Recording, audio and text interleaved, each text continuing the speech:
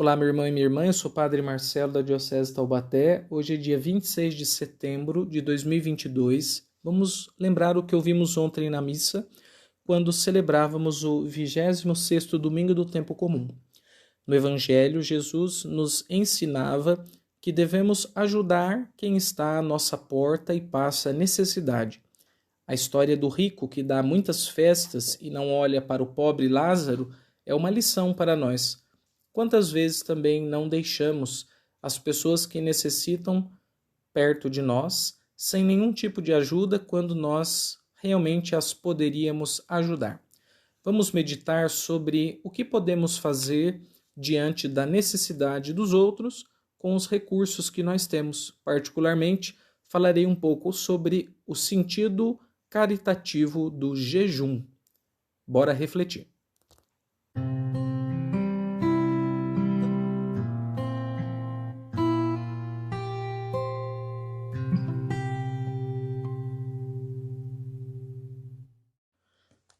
Eu vou dividir a minha reflexão em dois grandes momentos. No primeiro momento, vou meditar sobre o texto bíblico do rico e do pobre Lázaro. E no segundo momento, vou falar um pouco sobre a questão do jejum e sobre como a nossa relação com a comida afeta diretamente a nossa relação com os nossos irmãos e irmãs. Primeiro ponto, então, a questão do rico e de Lázaro. O rico teve duas atitudes que mostraram a dureza do seu coração, uma durante a sua vida e uma após a sua morte.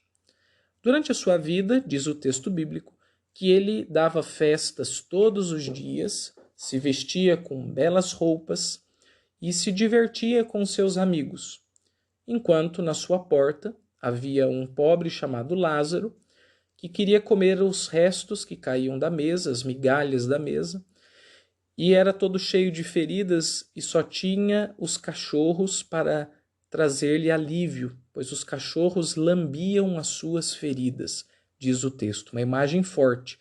Alguém que não tem ninguém por si, que não tem realmente nenhum recurso para poder se socorrer. O primeiro sinal da dureza do coração daquele rico é que ele abandonou Lázaro. Ele não deu nenhuma ajuda quando ele tinha muito recurso. Na verdade, ele não foi o próximo de Lázaro. Lembramos, daquela passagem do bom samaritano, em que o próximo não é só quem está perto, e o próximo não é quando alguém está ali, mas é quando eu me aproximo daquele alguém. Ser próximo, na verdade, é mais fazer-se próximo do que perceber que alguém está por perto. O rico tinha alguém perto dele, mas não se fez próximo do Lázaro.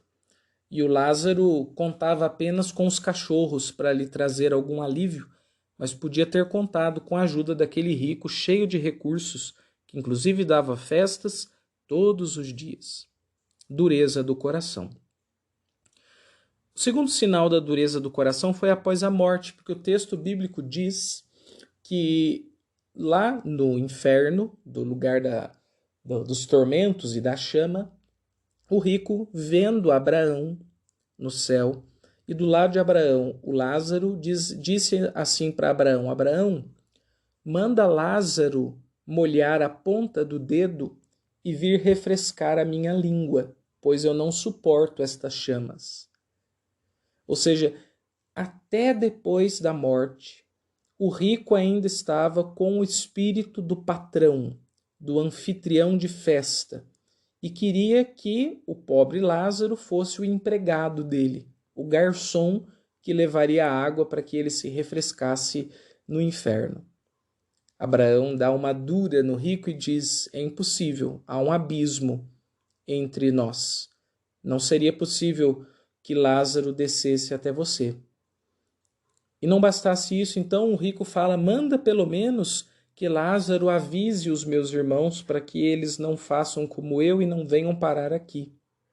De novo, o rico quer fazer de Lázaro um empregado e dessa vez pensando nos seus irmãos de sangue. Dá uma impressão de que o rico agora ficou sensível aos outros mas na verdade ele está apenas pensando na sua turma. Ele não está pensando em todas as pessoas, ele está pensando só nos seus irmãos de sangue. Ele lhes manda que ele vá à casa do meu pai para avisar os meus irmãos e que os meus irmãos não venham para cá. Então, de novo, um fechamento, um pensar só em si, um pensar só nos seus e não pensar em mais ninguém. Ele queria ajudar os de sangue, mas não ajudava quem não era de sangue, como por exemplo Lázaro. Só que nas coisas de Deus, na lógica de Deus, não são só os nossos parentes que são nossos próximos e nossos irmãos, mas todas as pessoas do mundo, mesmo as que a gente não conhece, são nossos irmãos na fé, são filhos de Deus.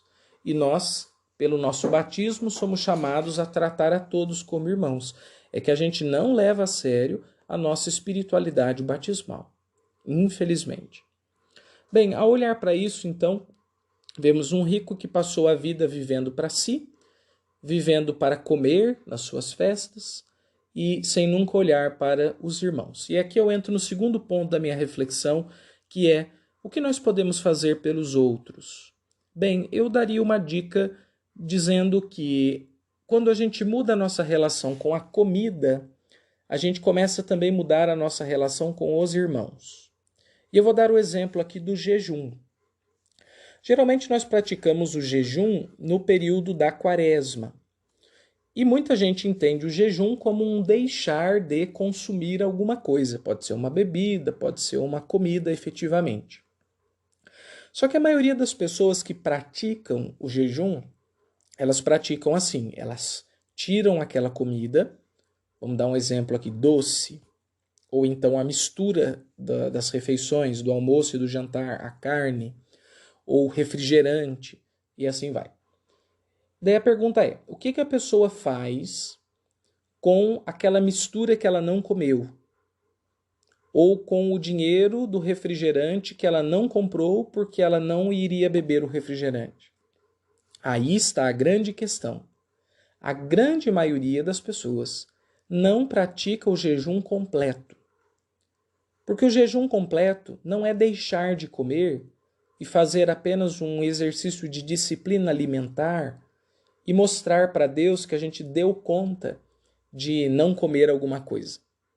Isso é a primeira parte, é fazer um sacrifício por amor a Deus e para a purificação do nosso coração, é claro. Mas o jejum se completa na caridade. E aí vem, se eu não vou comer durante a quaresma a mistura do almoço e do jantar, o que eu vou fazer com essa mistura? Eu vou dar ela para uma pessoa que não tem o que comer, para uma pessoa pobre. Se eu não vou gastar dinheiro com refrigerante, então o valor que eu gastaria com refrigerantes, eu vou comprar algo equivalente. Daí, nesse caso, eu posso comprar arroz, feijão, algo assim que seja realmente necessário e útil e importante para a subsistência de alguém, e eu vou dar também para os carentes. O jejum, ele só se completa nessa caridade. E tudo que eu deixo de comer, eu devo passar para os outros. Tudo que eu não faço para mim, alguém deve receber. Esse é o sentido espiritual do jejum. O sentido espiritual que se coroa na caridade. Do contrário, meus irmãos, a grande maioria de nós não faz jejum, a gente faz dieta. A gente se aproveita de Deus para a gente fazer um exercício de disciplina pessoal. A gente quer fazer crossfit até na alma. Só que na alma, o exercício de fortaleza sozinho, sem praticar o bem para o próximo, ele é insuficiente. É insuficiente. E aqui vale muito a pena lembrar que no cristianismo, sempre o bem dos outros deve ser considerado naquilo que nós fazemos. Sempre. No jejum, na oração, em tudo nós devemos pensar em fazer o bem para as pessoas. Senão o nosso cristianismo é individualista, é fechado em si mesmo, é pobre, eu diria mais, é um cristianismo sem Jesus. É uma fé sem Deus.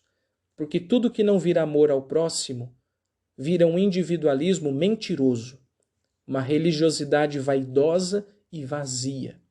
O jejum se completa na caridade. Há um texto muito bonito de um italiano chamado Carlos Carretto. Ele morou durante um bom tempo da sua vida no deserto, seguindo a espiritualidade dos Irmãozinhos Pobres de Nazaré, fundada por um francês chamado Charles de Foucault. No deserto, ele escreve as chamadas Cartas do Deserto. E em uma das cartas, chamada Purificação do Espírito, ele dá uma lição muito interessante a respeito da relação da comida com a vida espiritual. E ele vai dizer duas coisas. Eu vou ler um pedaço do texto e depois eu explicito as duas coisas. Vamos lá. Ele diz assim: se juntássemos o dinheiro gasto com os tratamentos para emagrecer ou para restituir a saúde aos órgãos arruinados pelo excesso de alimentação nos dois continentes ricos da Europa e da América, se obteriam meios suficientes para dar pão aos povos miseráveis da África e da Ásia. Isso demonstra que a voracidade é uma propriedade do homem, inclusive do homem espiritual e do homem culto, do homem requintado e frequentemente do homem religioso. Jesus nos diria a tal respeito: não fostes fiéis nas coisas pequenas? Quem vos confiará as grandes? Se temos demonstrado tanta gula na mesa do corpo, quem sabe quanto teríamos centuplicado esta gula à mesa dos bens espirituais se houvesse o gosto que nos estimulasse. É inútil repeti-lo. Somos enfermos, desequilibrados, sensuais, maus. E somos todos assim. Está bem claro. Foi Jesus quem afirmou, Mateus 7,11, vós sois todos maus. Eis o que somos, tanto nas pequenas e grandes coisas, a ponto de sermos acometidos de indigestão e deixarmos o próximo morrer de fome, e continuamos a sê-lo na oração e nas coisas espirituais. Mas para deter-nos, para impedir o nosso assalto ao céu, para evitar que sejamos acometidos de indigestão e que engordemos quanto ao espírito, Deus lançou mão de algo radical, a fé nua, a esperança sem recordação e a caridade sem afetações. O homem que após os primeiros passos na vida espiritual se atira à luta da oração e da união com Deus, fica maravilhado com a aridez do caminho. Veja, ele está falando aqui de duas coisas. Primeiramente, ele está dizendo que o homem espiritual, a pessoa de igreja, traduzindo, né? A pessoa de igreja, a pessoa de fé, ela é acometida por duas gulas. E a primeira gula é a gula da mesa material. Se nós pudéssemos, inclusive, transferir o dinheiro que a gente gasta cuidando com a nossa saúde, da nossa saúde, arruinada pelos nossos excessos, excesso de álcool, excesso de comida, de gula, isso poderia salvar muita gente pobre, é o que ele diz. Os nossos excessos nos matam e tiram a chance de a gente ajudar os outros. Se a gente fosse menos excessivo à mesa do corpo, nós teríamos mais recursos e condições de ajudar a mesa daqueles que nada têm. A nossa relação com a comida muda a nossa relação com os nossos irmãos. Porque quando a gente é mais temperante, sempre sobra para a gente ajudar. E sempre dá vontade de ir ao encontro daqueles que menos têm. Agora, quando a gente é guloso, e todos nós somos em certa medida, nós queremos tudo para nós, guardamos para nós, queremos sempre mais para nós. E daí, nesse caso, a gente não gosta de partilhar, porque o guloso só pensa no seu ventre. Nesse sentido, mudar a relação, então, com a comida e se tornar mais temperante, nos dá também uma porta aberta para a caridade, porque comendo menos, vamos partilhar mais. E uma segunda coisa que ele fala é da gula espiritual. Olha que forte essa imagem. Ele vai dizer, Deus não nos coloca um banquete espiritual, um banquete de graças, um banquete de bênçãos, porque a gente é guloso nas mesas materiais, tanto mais nas coisas do céu. Ele diz: nós assaltaríamos o céu com a nossa gula. O que Deus faz então? Deus faz o inverso. Deus tira as coisas da gente. Deus limpa o nosso prato.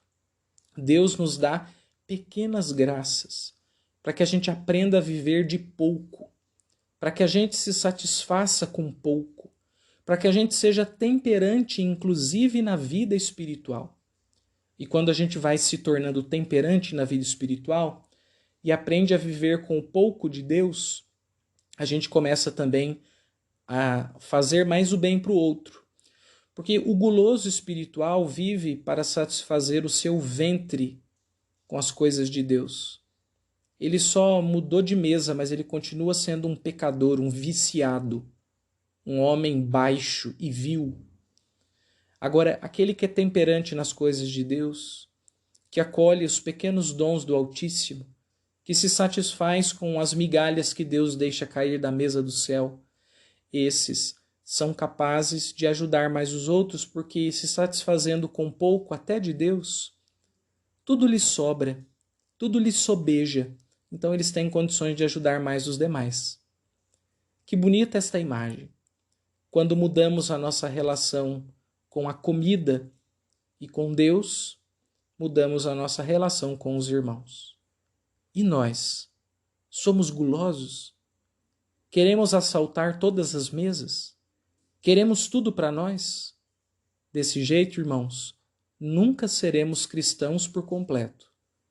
Mesmo se fizermos jejuns, nosso jejum será pela metade, porque faremos coisas espirituais, mas ainda não saberemos amar.